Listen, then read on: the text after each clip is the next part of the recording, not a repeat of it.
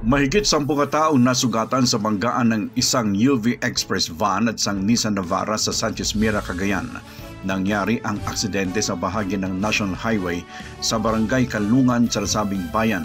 Wasak ang harapang bahagi ng UV Express van na may lulang 10 katao na kinabibilangan ng driver, isang guro at mga mag-aaral.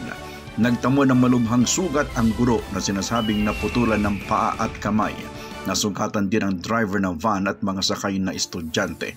Sugatan din ang driver ng nakabanggaang pickup na ayon sa mga nakasaksi ay nakatulog umano ang driver kaya bumangga sa kasalubong na van na may biyaheng Tuguegarao City, Claveria.